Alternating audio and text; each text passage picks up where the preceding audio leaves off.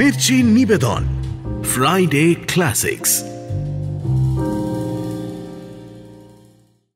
ভিক্ষে করে ভিক্ষে, হি ইজ আ বেগার। তোমার মেয়ে একজন ভিখিরিকে বিয়ে করতে চলেছে। কোয়ার্টার কেমন জানি না বাবা, তবে শুনেছি ঘর দুটো বেশ ছোট, তবে ছাদ খুব বড়। তোর কি মনে হয় যে তোর মায়ের ভেঙে পড়াটা অকারণ হয়েছে? মায়েরা তো মেয়েদের ভবিষ্যতের কথা ভাববে না? আমাদের কলেজেই পড়ে, second year physics. The boy is the moon lover. বাংলায় কি বলবো, চন্দ্রপ্রেমিক নাকি চাঁদ পাগল? মির্চি ফ্রাইডে ক্লাসিক্সে আজ শুনবেন প্রচেত গুপ্তর লেখা একটি ছোট গল্প, চন্দ্রাহত। প্রচেত গুপ্ত সমকালীন বাংলা সাহিত্যের একটি পরিচিত নাম। তার প্রথম উপন্যাস আমার যা আছে 2004 সালে আনন্দলোক পত্রিকায় প্রকাশিত হয়। তার প্রথম শিশুদের জন্য লেখা উপন্যাস লাল রঙের চুড়ি একই বছরে আনন্দমেলায় প্রকাশিত হয়েছিল। 2004 সালে পরিচালক তরুণ মজুমদার তার চাঁদের বাড়ি উপন্যাসটি অবলম্বনে একটি বাংলা চলচ্চিত্র তৈরি করেন। প্রচেত গুপ্ত 19-20 সানন্দা এবং দেশ পত্রিকার নিয়মিত লেখক। শুরু হচ্ছে চন্দ্রাহত।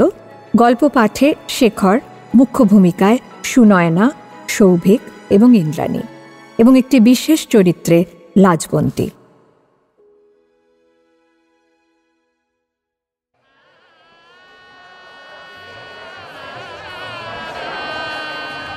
আজ কণিকার বিয়ে।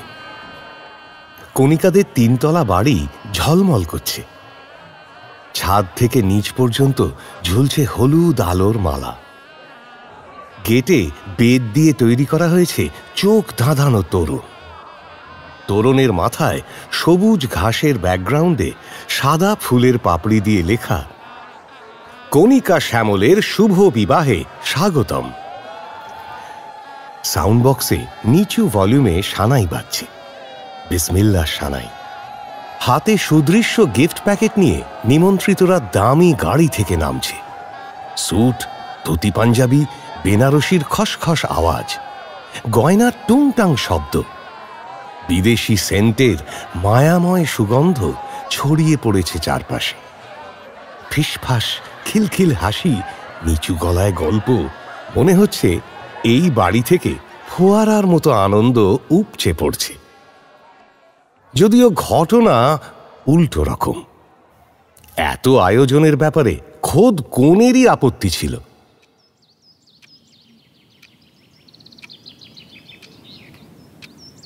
সেদিন যখন বিয়ের আয়োজন নিয়ে কণিকার মা বাবা আলোচনা করছিলেন, তখন পাশের ঘর থেকে বেরিয়ে কণিকা মাকে বলল, জাঁকজমক কিছু করার দরকার নেই মা, যেটুকু না করলেই নয় শুধু সেটুকু করো, আর লোকজন বেশি না এলেই ভালো হয়। কণিকার মা মঞ্জু বিরক্ত গলায় বললেন, কেন বড় মেয়ের বিয়েতে আমরা জাঁকজমক করব না কেন? এলাহি ব্যাপার দেখলে শ্যামল অস্বস্তিতে পড়তে পারে। কেন, অস্বস্তির কি হলো? ওরা তো তেমন কিছু করতে পারবে না, সেই কারণেই বলছি। ওদের না পারাটা কি আমাদের অপরাধ? অপরাধের কথা হচ্ছে না মা, তবে তোমাদের মাথায় রাখা উচিত সকলের সামর্থ্য তো সমান হয় না। আমরা আলো জ্বালালাম, বিরাট প্যান্ডেল খাটালাম, লম্বা মেনুতে লোক খাওয়ালাম, অথচ এরা তেমন কিছুই পারলো না। কেমন দেখাবে সেটা? রাগে হিস হিস করে উঠে মঞ্জু বললেন, খুবই খারাপ দেখাবে, কিন্তু তার জন্য তো আমরা তাই নই কোনি। ওদের সামর্থ্য কতখানি আমি তা গোড়া থেকেই জানি। যেদিন থেকে তুমি ওই ছেলেকে বিয়ে করবে বলে ঠিক করেছো, সেদিন থেকেই আমার জানা হয়ে গেছে। নতুন করে আর আমাকে এসব শোনাতে এসো না। আমরা আমাদের সামর্থ্য মতোই মেয়ের বিয়ে দেব, তার বেশি দেব না, কমও দেব না। যতটা জাঁকজমক করা আমাদের পক্ষে দরকার ততটাই করব। জাঁকজমকের আবার দরকার অদরকার কি? মঞ্জু কঠিন চোখে মেয়ের মুখের দিকে মুহূর্তখানেক তাকিয়ে থেকে নিচু গলায় বললেন, দরকার অদরকার বুঝতে পারলে তুমি এই কাজ করতে না। এই বাড়ির মেয়ে হিসেবে তোমাকে যা মানায় তুমি তাই করতে কোনি। কণিকার বাবা মনোময় চ্যাটার্জি উল্টো দিকের সোফায় বসেছিলেন। স্ত্রীকে থামানোর চেষ্টা করে তিনি বললেন, শোনো, কনি যখন বলছে থাক না, আমরা ছোট করেই না হয় করলাম। মনোময়ের কথায় হিতে বিপরীত হল। মঞ্জু এবার আর গলা নিচু রাখতে পারলেন না।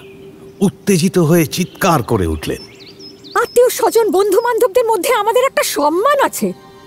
তোমার পরিচিত লোকজন আসবে, এত বড় বিজনেস, সেখানকার লোকজন তো সব হেজিমেজি নয়, ঘাসে মুখ দিয়ে তারা চলে না। সবাই কি ভাববে সেটা একবার ভেবে দেখেছ? কি ভাববে মা? কারোর অত ভাবার সময় নেই এখন। ভাববে ভাববে, সবাই ভাববে। এই বিয়েতে আমাদের সাই নেই, তাই ঘর অন্ধকার করে মেয়েকে কোনো রকমে পার করছি। সত্যি কথাটা সবাইকে জানানোর দরকার কি? তার থেকে আলো জেলে সানাই বাজিয়ে পেট পুড়ে পোলাও মাংস খাইয়ে না হয় মিথ্যেটাই বলবো। বলবো বলবো আমরা বড় মেয়ের বিয়েতে আমরা খুব খুশি, ক্ষীরের টুকরো জামাই পেয়ে আমাদের আহ্লাদের শেষ নেই। দেখো মঞ্জু, এখন এসব কথা তুলে আর কি লাভ?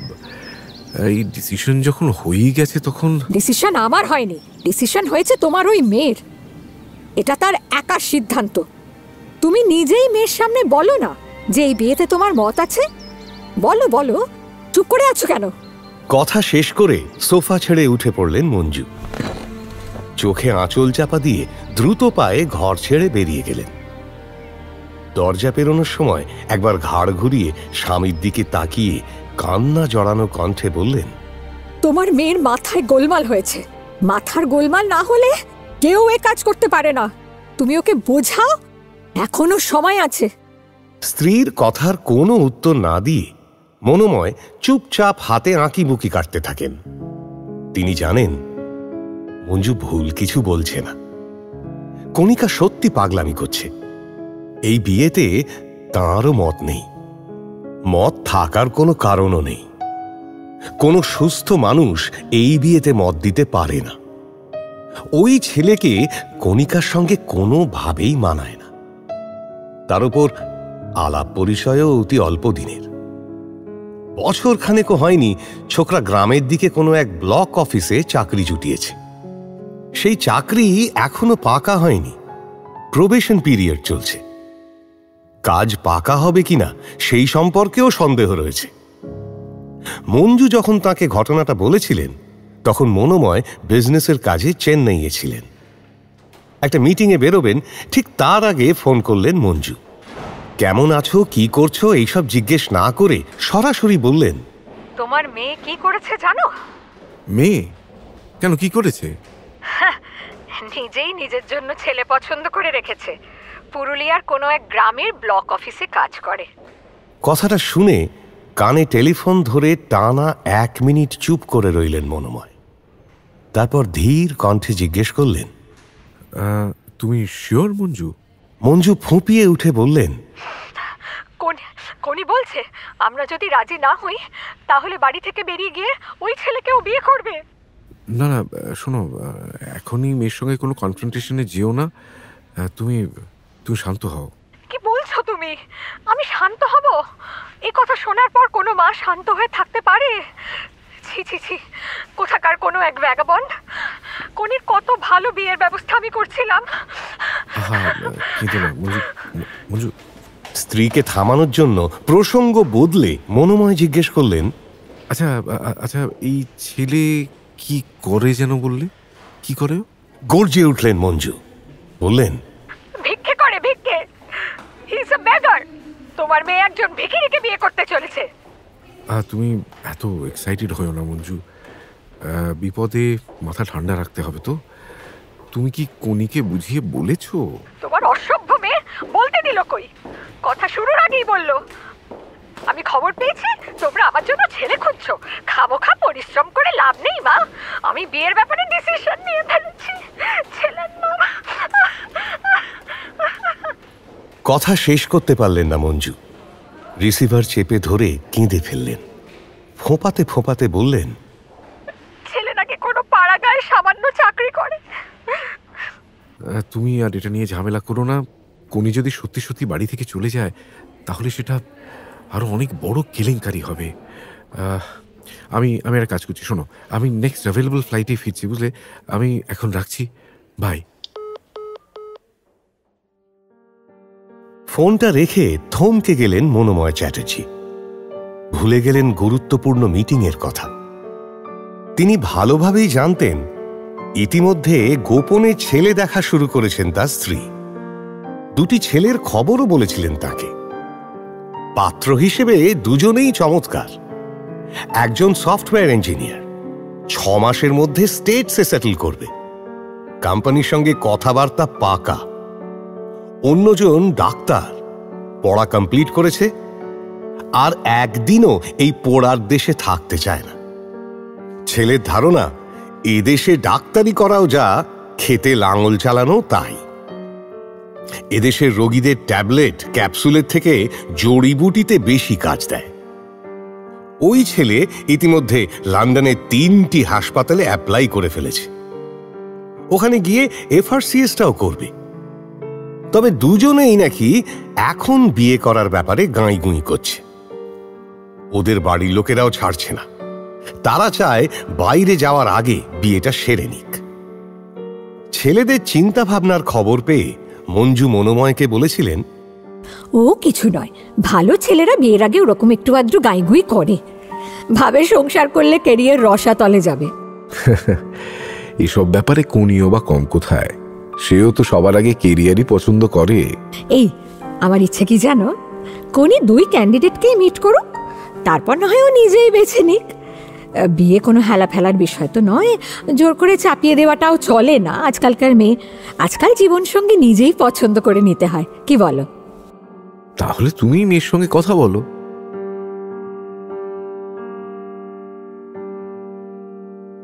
এই কথা বলতে গিয়েই বিপদ হয়েছিল, জানেন মনোময়। পুরো একটা দিন অবাক হয়ে ভেবেছিলেন তিনি, তাঁর ইউনিভার্সিটিতে পড়া মেয়ে এত বড় গাধা কি করে হলো। শুধু ইউনিভার্সিটি পর্যন্ত পড়েছে তা তো নয়, কণিকা BA এবং MA দুটোতেই ফার্স্ট ক্লাস। গাধা না হলে তার পরেও কেউ এই কাণ্ড করতে পারে? আমেরিকা লন্ডন ছেড়ে গ্রামে গিয়ে সংসার পাতার সিদ্ধান্ত নেয়।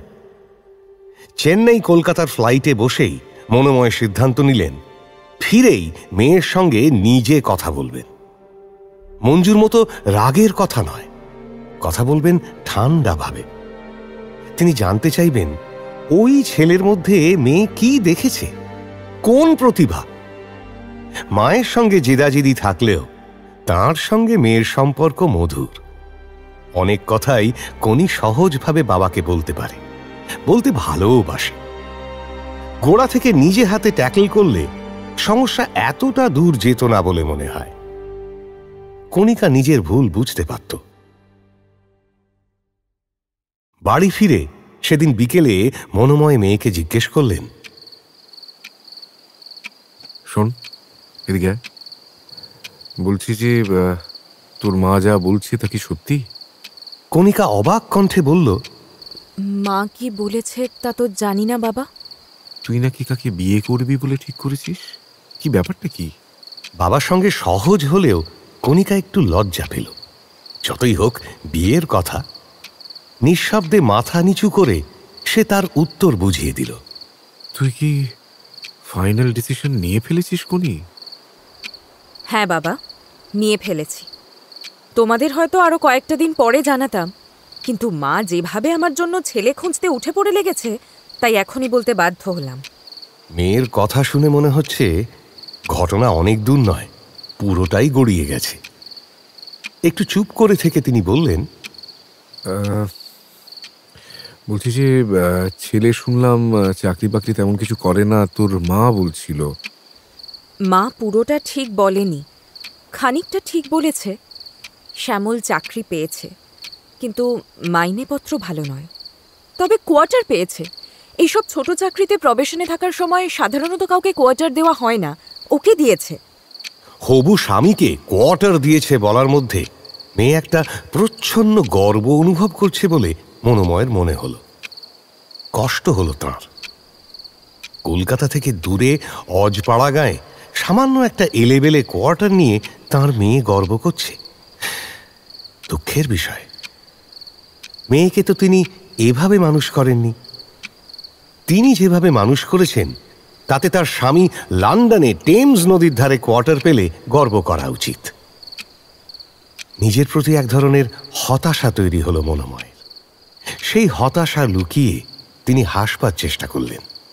বললেন, গুড গুড, তা সেই কোয়ার্টারটা কেমন তা কি তুই জানিস কোনি? ঘর কটা? হ্যাঁ, ইচ্ছে করেই আগে ছেলেতে না গিয়ে ছেলের ঘর বাড়ি নিয়ে আলোচনা শুরু করতে চাইলেন মনোময়। কণিকা উৎসাহ নিয়ে বলল, কোয়ার্টার কেমন জানি না বাবা, তবে শুনেছি ঘর দুটো বেশ ছোট, তবে ছাদ খুব বড়। মনোময় অবাক চোখে জিজ্ঞেস করলেন, ছাদ বড়? হ্যাঁ, ছাদ, বড় ছাদ? বড় ছাদ খুব একটা কাজে লাগবে কি? বাহ, লাগবে না। ওখানে তো বেশিরভাগ সময় সন্ধ্যের পর কারেন্ট থাকে না। ভ্যাপসা গরমে ঘরের মধ্যে শুয়ে মরবো নাকি? মাদুর নিয়ে ছাদে চলে গেলেই হবে। জানো বাবা, খানিকটা দূরেই একটা জঙ্গল মতোও আছে। বড় কিছু নয়, ছোট্ট জঙ্গল, আর পাশেই একটা দিঘি। তাই সন্ধ্যের পর বাতাস খুব প্লেজেন্ট। রাতের দিকে শীত শীত করে। বাড়ির কাছে জঙ্গল বা দিঘি থাকা একটা সৌভাগ্যের ব্যাপার, তাই না বাবা? হ্যাঁ, তাই তো। তুই তো খুব ডিটেলসে খবর নিয়েছিস দেখছি। দেখ, পাড়া গাঁয়ে দিঘি থাকবে, জঙ্গল থাকবে, সাপ খোপ মশামাছি থাকবে, এটা আশ্চর্যের কি? শহরে বরং গাছপালা ওয়াটার বডি থাকলে সেটাই আশ্চর্যের। বিদেশে তো এরকম অনেক আছে। খবর আমি নিইনি, আসলে ওই বলছিল খোলামেলা জায়গা ও খুব ভালোবাসে, তাই সব বলছিল আর কি। মনোময় ভুরু কুঁচকে মেয়ের দিকে তাকালেন। নিজের মেয়েকে কি তার খানিকটা অচেনা লাগছে? কি এমন ঘটল যে মেয়ে এতটা বদলে গেছে? তিনি জিজ্ঞেস করলেন, আচ্ছা, ছাদের কথা তো হলো, আর ওই বাথরুম কিচেন এগুলো ঠিক আছে তো? ঠিক নেই বাবা, শুনেছি কিচেনের অবস্থা খুবই খারাপ। বৃষ্টির সময় টিনের শেড থেকে জল পড়ে। বাথরুমও সেই রকম, উঠোন পেরিয়ে যেতে হয়। জলের সমস্যাও আছে। গরমের সময় সমস্যা বাড়ে, যদিও খুব সমস্যা হওয়ার কথা নয়। মনোময়ের নিঃশ্বাস থমকে গেল কণিকার কথা শুনে। এসব কি বলছে মেয়ে? অবাক কণ্ঠে তিনি জিজ্ঞেস করলেন, কেন? আমি তো বুঝতে পারছি না, সমস্যা হওয়ার কথা নয় কেন? বাবার দিকে তাকিয়ে সুন্দর হেসে কণিকা বলল, শ্যামল বলেছে কাছেই একটা কুয়ো আছে, সেই কারণে খুব কিছু সমস্যা হবে না। জানো তো বাবা, কুয়ো থাকলেই না তার সঙ্গে একটা দারুণ বাঁধানো কুয়োতলা থাকে। আমি অবশ্য এখনো জানি না এখানকার কুয়োতলাটা বাঁধানো কিনা। মনোময় চ্যাটার্জি অবাক হয়ে মেয়ের মুখের দিকে তাকালেন। তিনি কি শুনছেন? যা শুনছেন তা কি ঠিক শুনছেন? তাঁর মেয়ে উঠোন পেরিয়ে বাথরুমে যাবে, কুয়ো থেকে জল তুলবে, এরপর হয়তো বলবে কুয়োতলায় বসে দুপুরে নভেল পড়বে। মঞ্জু ঠিকই বলেছে, কণিকার মাথায় গোলমাল হয়েছে। নইলে যে মেয়েকে এক গ্লাস জল নিজে নিয়ে কোনোদিন খেতে হয়নি, সেই মেয়ে এইসব ভাবছে। মেয়ের সঙ্গে কথা বলে মনোময় এতক্ষণে বুঝে গেছেন কণিকাকে আর কিছু বলে লাভ নেই। যে হবু স্বামীর কোয়ার্টারের কুয়ো নিয়ে উত্তেজিত, আনন্দিত, তাকে কিছু বলে লাভ কি? স্ত্রীকে সে কথা বুঝিয়ে বললেন মনোময়। সব শুনে মঞ্জু আক্ষেপের সুরে বললেন, দেখবে দেখবে এই মেয়ে কত বড় বিপদে পড়ে, তুমি আমার কথা মিলিয়ে নিও। মনোময় সেই বিপদ আঁচ করতে পারলেন না এমন নয়, পারলেন। এক সপ্তাহ রাতে ঘুম হলো না, কাজে মন দিতে পারলেন না। মেয়েকে এখন বকাঝকা করে কোনো লাভ হবে না। সে এখন একটা ঘোরের মধ্যে ঢুকে পড়েছে। এই ছেলের কাছ থেকে তাকে সরিয়ে আনা অসম্ভব। ওর মায়ের মতো জোর খাটাতে চাইলে খারাপ কিছু ঘটে যেতে পারে। তাছাড়া কণিকার প্রতি কঠোর হওয়া তার পক্ষে সম্ভব নয়। উপায় একটাই, ছেলেটাকে যদি কিছু করা যায়। খড়কুটো চেপে ধরার মতো করে মনোময় চ্যাটার্জি একটা শেষ চেষ্টা করলেন। কিছুদিন পরে কণিকাকে প্রস্তাব দিলেন। আচ্ছা কণি, এদিকে আয়, শোন শোন, তুই যদি চাস তাহলে ওই ছেলের সঙ্গে আমি কথা বলতে পারি। দেখ, মুম্বাই বা চেন্নাইতে বা কলকাতায় যদি বলিস, আমি ওর একটা কাজকর্মের ব্যবস্থা করে দেব। তুই অন্যভাবে নিস না। ফ্র্যাঙ্কলি স্পিকিং, আমার মনে হয় না ওরকম একটা অজপাড়া গায়ে গিয়ে তোর বেশি দিন ভালো লাগবে। ওখানে তো স্যুট করবে না। আমি যে কাজের ব্যবস্থা করব তাতে মাইনেপত্র খারাপ হবে না। আই থিঙ্ক এটার থেকে তো বেটার হবেই। আর তাছাড়া আমাদের টাচে থাকতে পারবি।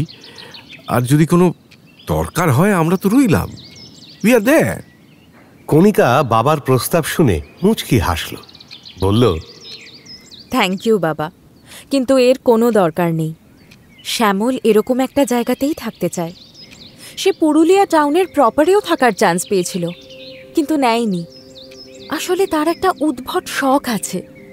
ফাঁকা জায়গা না হলে সেই শখ ভালো করে মেটানো যায় না। শখ? কিসের শখ? থাক বাবা, সেই শখের কথা জেনে তোমাদের আর লাভ নেই। মা তো এমনিতেই ভেঙে পড়েছে, তার উপর যদি এটা শোনে তাহলে আর বিছানা ছেড়ে উঠতে পারবে না। তোর কি মনে হয় যে তোর মায়ের ভেঙে পড়াটা অকারণ হয়েছে? মায়েরা তো মেয়েদের ভবিষ্যতের কথা ভাববে না? যাই হোক, তুই যদি শ্যামলের শখের কথা বলতে না চাস তাহলে বলিস না, আমি তোকে জোর করব না। কিন্তু এই শখ মেটানোর সঙ্গে ফাঁকা জায়গার কি সম্পর্ক আমি তো সেটাই বুঝতে পারছি না। কি করে সে কি বাগান করে, গার্ডেনিং করলে অসুবিধাটা কি? আমাদের ওই বাদুর ফার্ম হাউস তো আছেই, উইকেন্ডে না হয় তোরা চলে গেলি, nobody will disturb you there. মনোময়ের প্রস্তাব শুনে হঠাৎ কণিকার চোয়াল শক্ত হয়ে উঠল। সে স্পষ্ট কণ্ঠে বলল, আমি যতদূর চিনি শ্যামল শ্বশুরমশাইয়ের বাগান বাড়িতে গিয়ে শখ মেটানোর মতো ছেলে নয়। তাছাড়া গার্ডেনিং সে করেও না, তার স্বভাব অন্য। ইনফ্যাক্ট ওর এই স্বভাবের কথা যেদিন আমি জানতে পারি সেদিনই আমি সিদ্ধান্ত নিয়েছিলাম যে এই ছেলেকে আমি বিয়ে করব। তোমরা যদি মনে করো আমার এই বিয়েতে বাড়ির সম্মানে বড় ধরনের ধাক্কা লাগছে, তাহলে আমি না হয় বাইরে গিয়েই বিয়ে করে নিচ্ছি। কত মেয়েই তো বিয়ের জন্য বাড়ি ছাড়ে না। কথা শেষ করে দুহাতে মুখ ঢেকে ফুঁপিয়ে উঠল কণিকা। মনোময় মেয়ের মাথায় হাত রেখে গাঢ় স্বরে বললেন, ইটস ওকে, শান্ত হ কণি, শান্ত হ। দেখ, আমরা চাই যে at the end of the day তুই সুখী হোস। আমার বিশ্বাস তুই নিশ্চয়ই ঠিক মানুষকেই বেছেছিস। তার কোনো একটা সুন্দর স্বভাব তোকে স্পর্শ করেছে। কণিকা মুখ থেকে হাত সরিয়ে বড় বড় ভেজা চোখ দুটো তুলে বলল, সুন্দর কিনা জানি না বাবা, তবে তার এই শখের কথা তুমি শুনলেও মুগ্ধ হবে। মনোময় চ্যাটার্জি এক দৃষ্টিতে মেয়ের চোখের দিকে তাকিয়ে রইলেন। কণিকা ফিসফিস করে বলা শুরু করল, বাবা, শ্যামল হলো একজন মুন লাভার, চাঁদের ভক্ত। একটু ভক্ত নয়, ভীষণ ভক্ত। জ্যোৎস্না দেখলে সে পাগলের মতো হয়ে যায়, জাস্ট লাইক আ ম্যাড ম্যান। পূর্ণিমার দিনগুলোতে সে কিছুতেই ঘরে থাকতে চায় না, থাকলেও সব আলো নিভিয়ে বসে থাকবে, নইলে ছুটে চলে যাবে ছাদে। ছাদ না থাকলে পথে পথে ঘুরবে। কতবার যে জ্যোৎস্না দেখতে সে কলকাতা ছেড়ে বাইরে চলে গেছে, গভীর রাত পর্যন্ত খোলা ছাদে বা মাঠে শুয়ে ঠান্ডা লাগিয়ে ফিরেছে গা ভর্তি জ্বর নিয়ে। একবার তো নিউমোনিয়া হতে হতে বেঁচে গিয়েছিল। কলেজে পড়ার সময় বন্ধুদের সঙ্গে কাঁকড়াঝোড়ের জঙ্গলে গিয়ে হারিয়ে গেল। বিরাট টেনশনের ব্যাপার। খুঁজে পাওয়ার পর সবাই যখন চেপে ধরল, সে জানালো একটা চকচকে পথ ধরে হাঁটছিল। খানিক পরে খেয়াল হয় ওটা আসলে কোনো পথই নয়, চাঁদের আলো। ব্যাস, রাস্তা হারিয়ে গেল। বোঝো কাণ্ড। তারপর থেকে ওর বন্ধুরা কেউ আর ওর সঙ্গে বাইরে যেতে চাইতো না। গেলেও অমাবস্যা দেখে যেত। সবাই ঠাট্টা করে বলতো, চাঁদে পাওয়া ছেলে। ওই ছেলেকে প্রথমে আমি তেমন আমল দিতাম না, বিশ্বাস করো। আমল দেবার মতো কি গুণই বা আছে তার। কিন্তু যেদিন শুনলাম। কণিকার চোখ চকচক করছে। মনোময় সেদিকে তাকিয়ে রইলেন অবাক হয়ে। বিড়বিড় করে বললেন, কি বলছিস তুই? শুধুমাত্র এই কারণেই তুই ওই ছেলেটাকে পছন্দ করেছিস? শুধুমাত্র? একে তুমি শুধুমাত্র বলছো? মা বুঝবে না, কেউই বুঝবে না, কিন্তু আমি ভেবেছিলাম তুমি অন্তত বুঝতে পারবে। একজন চাঁদে পাওয়া মানুষের সঙ্গে জীবন কাটানোর লোভ কোনো মেয়ে ছাড়তে পারে? অনেক কষ্ট হবে জেনেও পারে না। স্ত্রীকে এই অদ্ভুত কথাটা বলেননি মনোময়। বললে বিরাট ঘাবড়ে যাবে সেই ভয় বলেননি। শুধু বললেন, ওই ছেলের নাকি কি সব শখ টক আছে, তাতেই তোমার মেয়ে মুগ্ধ হয়েছে। ওসব বাজে কথা। এই ছেলে আসলে বিরাট বদ। মিথ্যে ভুজুং ভাজুং দিয়ে বড় লোকের সুন্দরী মেয়েকে কবজা করেছে। ছোটদি বলছিল নিশ্চয়ই জল পড়া ধরনের কিছু একটা খাইয়ে দিয়েছে, খবর নিয়ে দেখো। চিন্তিত মনোময় বিরক্ত হয়ে বললেন, আহ, চুপ করবে, যত সব কুসংস্কার। মঞ্জু চুপই করে গেলেন। তবে বিয়ের সময় জাঁকজমকের কিছু কম করলেন না। বাড়ির সামনেই প্যান্ডেল করে নিমন্ত্রিতদের আপ্যায়নের ব্যবস্থা হলো। সেখানে লাল ভেলভেটের সোফা পাতা রয়েছে, চা, কফি, ঠান্ডা পানীয়। মূল খাবার জায়গা 3 তলার ছাদে। বিয়ের আসর বসেছে বাড়ির পেছনে। বাগানের একটা অংশে শামিয়ানা টাঙিয়ে নেওয়া হয়েছে। সমস্যা হলো, সন্ধে উতরে গেলেও বর এসে পৌঁছয়নি। যদিও বিয়ের লগ্ন রাত 12:53 বরের চলে আসার কথা 8টায়। এখন 8:30টার কিছু বেশি হয়ে গেছে। মনোময় বরযাত্রীদের জন্য বাসের ব্যবস্থা করতে চেয়েছিলেন, এসি ভলভো বাস। কণিকা সেই পরিকল্পনা বাতিল করেছে। বরযাত্রীর সংখ্যা নাকি কিছুতেই 10-এর বেশি হচ্ছে না। 2-1জন কমও হতে পারে। 2টো গাড়িতেই ধরে যাবে। মনোময় মেয়ের কথা শুনে বিরক্ত হয়েছিলেন। জিজ্ঞেস করেছিলেন, তুই কি করে জানলি যে 10-এর বেশি হবে না? শ্যামল বলেছে ওর অত আত্মীয় টাত্মীয় নেই, যারা আছে তারাও সকলে আসবে না। আসবে না? হো, তাহলে গাড়ির কথাই বলে দিচ্ছি। কটা গাড়ি বলবো? 3টে বলি? বাবা, ওরা নিজেরাই ব্যবস্থা করে আসবে। নিজেরা ব্যবস্থা করে আসতে গিয়ে বর এবং বরযাত্রীর দল রাত 10টা বাজিয়ে ফেলল। ততক্ষণে অতিথিরা অনেকেই চলে গেছে। বারবার ফোন করেও বর বা তার বাড়ির লোকেদের ধরা যায়নি। টেনশনে মঞ্জু দেবীর প্রেশার বেড়ে গেল। তাকে ফাঁকা ঘরে নিয়ে গিয়ে শুইয়ে দেওয়া হলো। তিনি বিড়বিড় করে বলতে লাগলেন, আমি জানতাম এই ছেলে বিরাট গোলমাল করবে। গোলমালের এখন কি দেখলে পরে আরো দেখবে, আমি বলে দিলাম। মনোময় চাপা গলায় ধমক দিয়ে বললেন, উফ, তুমি চুপ করবে? বাড়ি ভর্তি লোক, কোনি কাঁদছে, তুমি চেঁচাচ্ছ। কি ভাবছে সবাই? কি হচ্ছেটা কি? বাড়ি যতটা বড় করে সাজানো হয়েছিল, বিয়ে ততটা হইচই করে হলো না। বরের দেরি করে আসার রাগ চট করে কেউ ভুলতে পারল না। শান্তভাবেই বিয়ে শেষ হলো, বাড়তি কোনো উচ্ছ্বাস ছাড়াই। আরও শান্তভাবে পরদিন বিকেলে কণিকা বাপের বাড়ি ছেড়ে রওনা দিল, হাতে গোনা 2-3টে সুটকেস আর ব্যাগ নিয়ে।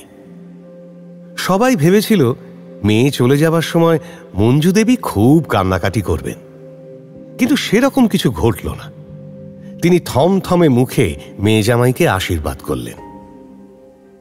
মঞ্জু দেবী কাঁদলেন 4 বছর বাদে। বদ্ধ উন্মাদ অবস্থায় জামাই গাছে ফাঁস ঝুলিয়ে আত্মহত্যা করার ঠিক 3 দিন পর 2.5 বছরের নাতনির হাত ধরে মেয়ে যখন ফিরে এলো তখন। তবে সেই কান্নার মধ্যে দুঃখের থেকে আনন্দই বেশি ছিল। নাতনিকে জড়িয়ে ধরে তিনি বললেন, ইস, কি চেহারা হয়েছে দুজনের। চুলে তেল নেই, গায়ের পোশাক ময়লা। ছি, কি দেখছি। দাঁড়া 2 দিনে তোদের ভোল পাল্টাচ্ছি। মা মেয়েকে জলে চুবিয়ে কেমন কাছি দেখবি। মনোময় চ্যাটার্জি ছিলেন 3 তলার বারান্দায়। তার শরীর ভালো নেই, একটা স্ট্রোক হয়ে গেছে। সপ্তাহে 3 দিনের বেশি কাজে বেরোন না। তার উপর আজ মেয়ে আসছে শুনে আরো বেরোননি। কণিকার পায়ের আওয়াজে মুখ ফেরালেন। আয় মা, আয় আয়, বস। কণিকা বাবার কাছে এসে হাঁটু গেড়ে বসল চেয়ারের পাশে। তারপর কোলে মাথা রেখে ফুঁপিয়ে উঠল।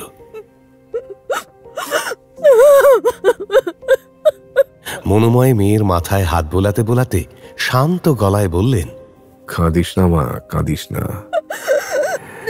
তুই তো চেষ্টা করেছিলি, এই কবছরের সেবা চিকিৎসা কোনোটাই তো কম করিসনি। মাঝখানে তো কদিনের জন্য একটু ভালো হয়েছিল শুনলাম। আসলে আসলে কি জানিস, অসুখটাই তো এরকম। কণিকা মাথা নাড়তে নাড়তে বলল, আমারই ভুল বাবা, আমার ভুল। আমি বুঝতে পারিনি। আমি ভেবেছিলাম নর্মাল। তখন আমার বোঝা উচিত ছিল, সন্দেহ করা উচিত ছিল। পুরনো অসুখ, ট্রিটমেন্ট কিচ্ছু নেই।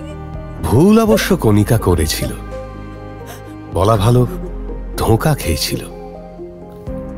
যাকে সে চাঁদ প্রেমিক ভেবেছিল, সে যে আদতে মানসিক রোগী, তা বিয়ের আগে টেরই পায়নি কণি। বুঝতে পেরেছিল বিয়ের বছর 1.5 পর। ততদিনে শ্যামলের রোগ মাত্রা ছাড়িয়েছে। শুধুমাত্র জ্যোৎস্না রাতে নয়, যখন তখন উন্মাদ হতে শুরু করলো শ্যামল। দিন নেই রাত নেই, বাড়ি ছেড়ে চলে যেত পাশের জঙ্গলে। কত সন্ধ্যায় যে ছোট্ট মেয়েকে কোলে নিয়ে কণিকা শ্যামলের খোঁজে পাগলের মতো ছুটে বেরিয়েছে বিভিন্ন জায়গায়, সে কথা মনে পড়তেই যেন ডুকরে কেঁদে উঠল কণিকা।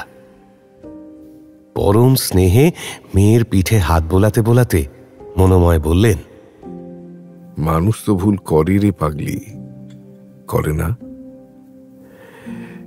এবার অন্যভাবে শুরু কর।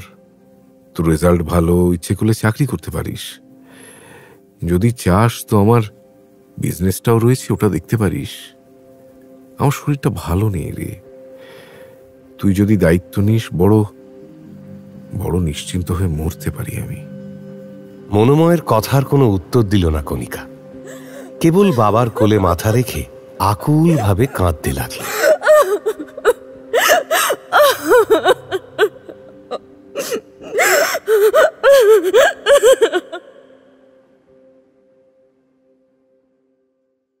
সন্ধে নেমে এলো কলকাতার বুকে। সেই রাতে দীর্ঘ এক ঘুমে ডুব দিলেন কালচক্রের দেবী। ঘুম ভেঙে দেবী যখন চোখ মেললেন, ততদিনে 17 বছর পেরিয়ে গেছে।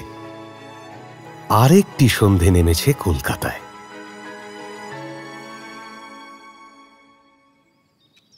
সৌমি সবে কলেজ থেকে ফিরেছে। ফিরেই বিরাট হইচই, রোজই করে। চিৎকার করে দিদিমাকে খাবার অর্ডার দেয়। ড্রয়িং রুমে রাখা দাদুর ফটোর সামনে দাঁড়িয়ে কিছুক্ষণ বকর বকর করে। কাঁচের ধুলো পরিষ্কার করে, ফুল গুছিয়ে রাখে। তারপর 2টো করে সিঁড়ি টপকে সোজা চলে আসে 3 তলায় মায়ের কাছে। কণিকা সব দিন বাড়ি থাকে না, অফিসে আটকে পড়লে ফিরতে রাত হয়। এত বড় ব্যবসা একা হাতে সামলানো সহজ কথা নয়। মনোময় মৃত্যুর আগে অনেকটা গুছিয়ে দিয়ে গেছেন। মাইনে করা লোকজনও অনেক, তবু সব দিক খেয়াল রাখতে হয়। আজ কণিকা বাড়ি আছে। নিজের ঘরে বসে অফিসের কাগজপত্র ঘাঁটছিল। সৌমি এসে লাফ দিয়ে খাটে উঠে পড়ল। মায়ের গলা জড়িয়ে ধরে বলল, আই লাভ ইউ মামি।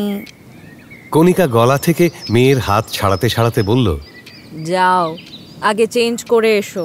সৌমি মায়ের গায়ে হেলান দিয়ে চোখ বড় বড় করে বলল, আজ একটা দারুণ কাণ্ড হয়েছে মা। কণিকা চোখ থেকে চশমা খুলল। সৌমিকে দেখতে ভারী সুন্দর হয়েছে। যত বড় হচ্ছে তার রূপ তত বাড়ছে। সবাই বলে মায়ের মতো স্নিগ্ধ চেহারা পেয়েছে মেয়েটা। শুধু চেহারা নয়, মাথাও খুব পরিষ্কার। কণিকা ঠিক করে রেখেছে কলেজের পাঠ শেষ হলেই মেয়েকে বিদেশে পাঠিয়ে দেবে। খোঁজ খবরও শুরু করেছে। কণিকা মেয়ের এলোমেলো চুলে হাত বুলিয়ে বলল, মজার কাণ্ড পরে শুনবো, আগে তুমি চেঞ্জ করে হাত মুখ ধুয়ে এসো। না, আগে শুনতে হবে। উফ, তুমি কিন্তু দিন দিন খুব অবাধ্য হয়ে যাচ্ছ সৌমি। যত বড় হচ্ছ কথা না শোনাটা একটা হ্যাবিটে দাঁড়াচ্ছে। সদ্য কৈশোর পেরোনো সৌমি এবার উঠে বসল। মায়ের চোখে নিজের ঝলমলে চোখ রেখে বলল, আজ আমি একটা দারুণ ছেলেকে মিট করেছি জানো, আমাদের কলেজেই পড়ে, second year physics. The boy is the moon lover. বাংলায় কি বলবো, চন্দ্রপ্রেমিক নাকি চাঁদ পাগল। ফুলমুন হলেই সেই ছেলে পাগল হয়ে যায়, টোটাল ম্যাড। মুনলাইট দেখার জন্য ঘর থেকে বেরিয়ে পড়বে, কেউ ঠেকাতে পারবে না ওকে। কি দারুণ না মা। ওই ছেলে আমাদের কয়েকজনকে নিয়ে একদিন মুনলাইট এক্সপেডিশনে যাবে কথা দিয়েছে। মুনলাইট এক্সপেডিশন কি বলো তো? জ্যোৎস্নায় খোলা আকাশের নিচে ইচ্ছে মতো ঘুরে বেড়ানো। উফ, কি রোম্যান্টিক। আমরা ঠিক করেছি গ্রামটামের দিকে কোথাও চলে যাব। রিভার সাইড বা ফরেস্ট হলে সব থেকে ভালো হয়। আমি বলেছি গাড়ি আমি দেব, তুমি কিন্তু বারণ করতে পারবে না। কণিকা এবার কেঁপে উঠল। তার মনে হলো চারপাশে সব কিছু দুলছে, কিছুই সে আর দেখতে পাচ্ছে না। তার সুন্দর চোখ জোড়া ঝাপসা হয়ে যাচ্ছে জলে। আবার আবার একই ঘটনা, আবার।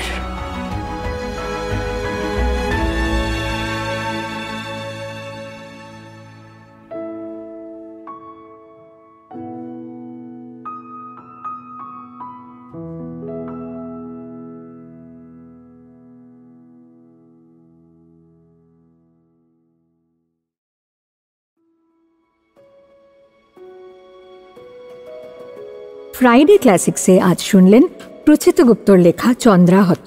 গল্প পাঠে শেখর, মনোময় সৌভিক, কণিকা সুনয়না, মঞ্জু ইন্দ্রাণী, সৌমি লাজবন্তী। ধ্বনি পরিকল্পনা ও আবহ সঙ্গীত অভিজ্ঞান, প্রচার অলঙ্করণ জয়েন দ্য ডটস, শব্দগ্রহণ ও পরিচালনায় অরুণিমা দে, সমগ্র পরিকল্পনায় ইন্দ্রাণী।